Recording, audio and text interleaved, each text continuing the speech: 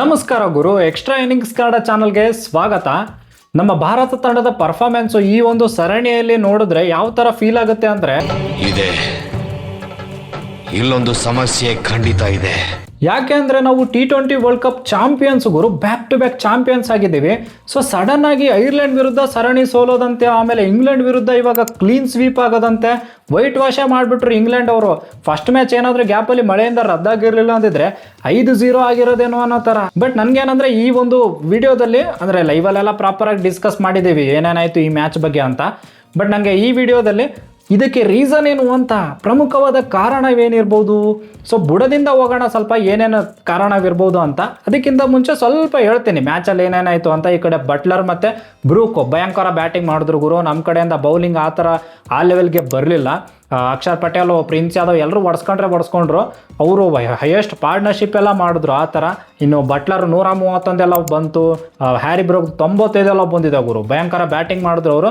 ನಮ್ಮವರು ಅಂತೂ ಫೀಲ್ಡಿಂಗ್ ಅಂತೂ ಭಯಂಕರ ಫೀಲ್ಡಿಂಗ್, 3 ಕ್ಯಾಚ್ ಎಲ್ಲ ಬಿಟ್ಟು ನೆಕ್ಸ್ಟ್ ಲೆವೆಲ್ ಮಾಡಿದ್ರು ಅಂತ.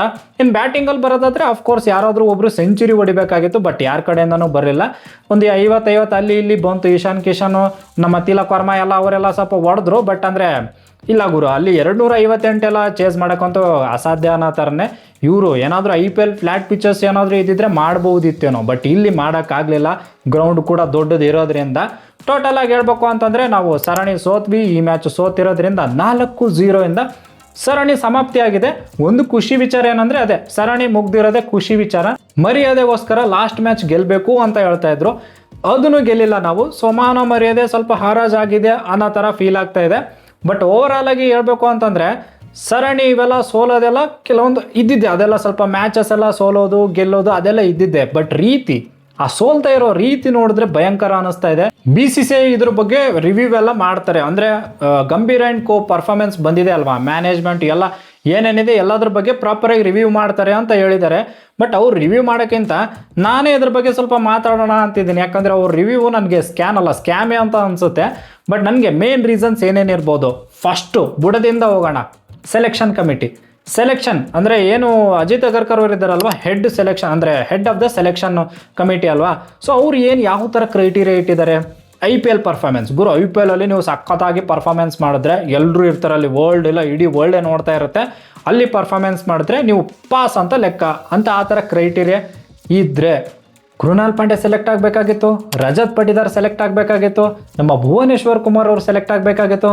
ಎಲ್ಲಿ ಆಗಿಲ್ಲ. ಸೊ ನಿಮಗೆ ಕ್ರೈಟೀರಿಯಾ ಯಾವುದು ಗುರು? ಅಂದರೆ IPL ಪರ್ಫಾರ್ಮೆನ್ಸಾ ಅಥವಾ ಏನು ನಿಮ್ಗೆ ಬೇಕಾಗಿರೋರನ್ನ ಸೆಲೆಕ್ಟ್ ಮಾಡ್ತೀರಾ? ಇದೊಂದು ಕ್ವಶನ್ ಮಾರ್ಕ್ ಬರುತ್ತೆ. ಇದು ಬುಡ ಅಂತ ಹೇಳ್ತಾ ಇದ್ದೀನಿ. ಮೇನ್ ರೀಸನೇ ಇಲ್ಲಿ. ನೀವು ಪ್ರಾಪರಾಗಿ ಸೆಲೆಕ್ಟ್ ಮಾಡಲಿಲ್ಲ ಅಂದರೆ ಅಲ್ಲಿ ಹೆಂಗಾಗ್ಬಿಡುತ್ತೆ ಅಂದರೆ, ಯಾರಾದರೂ ಒಬ್ಬರು ಇಂಜುರಿ ಆದರೆ ಅವ್ರಿಗೆ ಬ್ಯಾಕಪ್ ಅಂತ ಹೇಳ್ಬಿಟ್ಟು ಇನ್ಯಾರೂ ಇರೋಲ್ಲ. ಸೊ ಇದು ಹೆಂಗಾಗ್ಬಿಡುತ್ತೆ ಅಂತಂದರೆ ಸೆಲೆಕ್ಷನೇ ಮೇನ್ ಇಂಪಾರ್ಟೆಂಟ್ ಆಗುತ್ತೆ ಗುರು. ಸೊ ಇಲ್ಲಿ ಸೆಲೆಕ್ಷನಲ್ಲೇ ಎಡವಿದ್ದು. ಈ ಒಂದು ಸೀರೀಸ್ ನೀವು 2-2 ಸೀರೀಸ್ ಸೋತಿರೋದು ನೋಡಿದ್ರೆ ಸೆಲೆಕ್ಷನಲ್ಲೇ ಎಡವಿದ್ದು. ಆಮೇಲೆ ಏನಪ್ಪ ಅಂದರೆ ಡೈರೆಕ್ಟಾಗಿ ಸೆಕೆಂಡ್ ರೀಸನಿಗೆ ಬರೋಣ, ಮ್ಯಾನೇಜ್ಮೆಂಟಿಗೆ ಬರೋಣ. ನಮ್ಮ ಟೀಮ್ ಮ್ಯಾನೇಜ್ಮೆಂಟು ಇವ್ರದ್ದು ಯಾವ ಥರ ಥಾಟ್ ಪ್ರೊಸೆಸ್ ಇದೆ. ಒಂದ್ಸರಿ ಹೇಳ್ತಾರೆ ಟ್ರಾನ್ಸಿಷನ್ ಅಂತ ಹೇಳ್ತಾರೆ. ಟ್ರಾನ್ಸಿಷನ್ ಅಂತ ಹೇಳಿದ್ಮೇಲೆ ಸಂಜು ಅವ್ರನ್ನ ಕೂಡಿಸಿದ್ದೀರಾ, ಇವಾಗ ವೈಭವ್ ಸೂರ್ಯವಂಶಿನ ಆಡಿಸಿದ್ದೀರಾ. ಸಡನ್ ಆಗಿಬಿಟ್ಟು ಸಂಜು ಸ್ಯಾಮ್ಸನ್ ವಾಪಸ್ ಬರ್ತೀರಾ, ಸೂರ್ಯವಂಶಿನ ಕೂಡಿಸ್ತೀರಾ. ಅಂದರೆ ಎಲ್ಲಿಂದ ಟ್ರಾನ್ಸಿಷನ್ ಗುರು? ವೈಭವ್ ಸೂರ್ಯವಂಶಿ ಕಾನ್ಫಿಡೆನ್ಸ್ಗೆ ಏನಾಗಲ್ಲ ಅಂತ. ಜಿಂಬಾಬ್ವೆ ಸೀರೀಸ್ಗೆ ಅಣ್ಣ ಬರ್ತಾರೆ, ಆಡ್ತಾರೆ, ಅದೆಲ್ಲ ಓಕೆ. ಬಟ್ ಅದು ನೀವು ಯಾವ ಥರ ಥಾಟ್ ಪ್ರೊಸೆಸ್ ಇದೆ ನಿಮ್ಮದು ಅಂತ. ಒಂದ್ಸರಿ ಟ್ರಾನ್ಸಿಷನ್ ಅಂತೀರಾ, ರೀಸೆಟ್ ಎಲ್ಲ ಅಂತೀರಾ. ನೋಡಿದ್ರೆ ಇದು ಟೀಮು 1-2-3 ಜನ ಇಲ್ಲ, ಬಿಟ್ಟರೆ ಇದು ಚಾಂಪಿಯನ್ಸ್ ಇರುವಂಥ ಟೀಮೇ, ಅಂದರೆ ಚಾಂಪಿಯನ್ ಪ್ಲೇಯರ್ಸ್ ಇರುವಂಥ ಟೀಮೇ ಇದೆ ಅದು. ಸೊ ಇದು ಅರ್ಥ ಆಗ್ತಿಲ್ಲ ಟೀಮ್ ಮ್ಯಾನೇಜ್ಮೆಂಟ್ಗೆ. ಅಂದರೆ ಅವ್ರು ಯಾವ ಥರ ಥಾಟ್ ಪ್ರೊಸೆಸ್ ಇಟ್ಕೊಂಡು ಬಂದಿದ್ದಾರೆ ಅಂತ. ಏನೋ ಇಲ್ಲಿ ಇಂಗ್ಲೆಂಡ್ ಅಲ್ವಾ, ಏನೋ ಐರ್ಲೆಂಡ್ ಅಲ್ವಾ, ನಮ್ಮ IPL ಅಲ್ಲೇ ಚಿಕ್ಕದ್ ಬಿಟ್ಟು ಆಡಿದ್ದಾರೆ, ಬಂದು ಇಲ್ಲೂ ಆಡ್ತಾರೆ ಅಂತ ಹಿಂಗೆ ಅನ್ಕೊಂಡ್ರೆ ಈ ಥರನೇ ಆಗುತ್ತೆ. ಆ ಎರೋಗೆನ್ಸ್ ತೋರಿಸಿದ್ರೆ ಈ ಥರ ರಿಸಲ್ಟ್ ಕಾಣುತ್ತೆ ನಮಗೆ ಅಂತ. ವೈಟ್ ವಾಶೇ ಮಾಡಿದ್ರು ಗುರು. ಐರ್ಲೆಂಡ್ ಅವ್ರು ಮಾಡಿದ್ರು, ಇವಾಗ ಇಂಗ್ಲೆಂಡು ಆಯಿತು, ಎಲ್ಲನೂ ಮುಗೀತು ಅನ್ನೋ ಥರನೇ. ಆಮೇಲೆ ಥರ್ಡ್ ರೀಸನ್ ಪ್ಲೇಯರ್ಸ್ ಬಗ್ಗೆ ಬರೋಣ. ಬ್ಯಾಟಿಂಗ್ ಬಂದರೆ ಬೌಲಿಂಗ್ ಬರೋಲ್ಲ, ಬೌಲಿಂಗ್ ಬಂದರೆ ಬ್ಯಾಟಿಂಗ್ ಬರೋಲ್ಲ. ಇಬ್ಬರು ಬ್ಯಾಟ್ಸ್ಮನ್ ಚೆನ್ನಾಗಿ ಆಡಿದ್ರೆ 4-5 ಜನ ಕೈ ಕೊಡ್ತಾರೆ. ಬೌಲಿಂಗಲ್ಲಿ ಇಬ್ಬರು ಚೆನ್ನಾಗಿ ಮಾಡಿದ್ರೆ 4-5 ಜನ ಬೌಲರ್ಸು ಸಖತ್ತಾಗಿ ಮಾಡಲ್ಲ. ಸೊ ಇದು ಏನು ಪ್ರಾಬ್ಲಮ್ ಇದೆ ಅಂತಂದರೆ ಇದು IPL ಪ್ರಾಬ್ಲಮ್ಮು. ಅಂದರೆ IPLೇ ದೊಡ್ಡ ಪ್ರಾಬ್ಲಮ್ ಅಂತ. IPL one of the reason ಅಂತ ಹೇಳ್ತೀನಿ. ಇದು ಪ್ರಾಬ್ಲಮ್ ಏನು ಸಮಸ್ಯೆಗಳೇನು ನಡೀತಾ ಇದೆಯಲ್ಲ ಅದರಲ್ಲಿ IPL one of the reason. Flat pitches IPL ಅಲ್ಲಿ ಇರೋದು ಫ್ಲ್ಯಾಟ್ ಪಿಚಸ್ ಎಲ್ಲ ಇರ್ತವೆ, ಸುಮಾರು ಫ್ಲ್ಯಾಟ್ ಪಿಚಸ್ಸೇ. ಯಾಕಂದರೆ ಬಿಸ್ನೆಸ್ಗೋಸ್ಕರ ಇದು. ಆಮೇಲೆ ಗ್ರೌಂಡ್ ಸೈಜು, ಗ್ರೌಂಡು ಚಿಕ್ಕದಾಗಿರುತ್ತೆ.